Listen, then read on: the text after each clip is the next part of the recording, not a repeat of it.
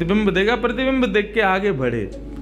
लेकिन ठाकुर जी मन में विचार करने लगे, मुझे सबके स्वभाव प्रिय हैं, लेकिन अपना यदि देखूं तो अपना प्रतिबिंब बहुत प्रिय है। जब स्वयं को देखता हूं प्रतिबिंब में तो ऐसा लगता है कि मानो जो सबको मोहित कर रहा है वो स्वयं को जब देखे तो खुद भी मोहित हो रहा है।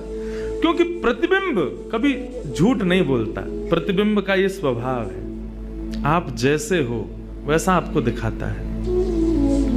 ठाकुर जी ने जब प्रतिबिंब देखा, अपने उस प्रतिबिंब स्वरूप को ठाकुर जी ने स्थिर कर दिया, और स्थिर करके अब तो ठाकुर जी लाए महाराज लक्ष्मी जी की पूरी पेटिका लेकर के आए श्रृंगार की, और अपने प्रतिबिंब स्वरूप को ही उन्होंने श्रृंगार करना प्रारंभ किया। किशोरी जी के श्रृंगार का इतना भाव बताते हैं, किशोरी जी की नथ बेसर ऐसी, किशोरी जी के कान के कुंडल ऐसे, किशोरी जी के पांव की महावर ऐसी। क्यों ना हो, क्योंकि श्याम सुंदर ने श्रृंगार किया है। किशोरी जी का जो स्वरूप है वो ठाकुर जी ने उसका श्रृंगार किया है।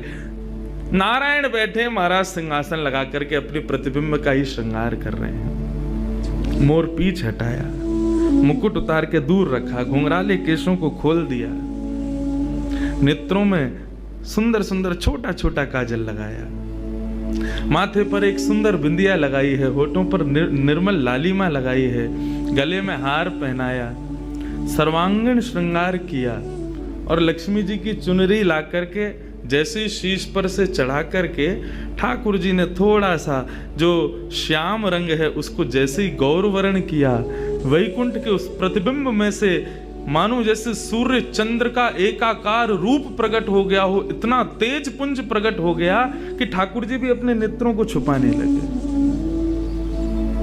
थोड़ी देर नेत्रों को बंद करने के बाद जब बड़ी धीरे से ठाकुर जी ने जब अपने प्रतिबिंब की ओर देखा तो किशोरी जी का दिव्य स्वरूप वहां प्रकट हो गया। ठाकुर जी ने दंडवत किया, पहले प्रणाम,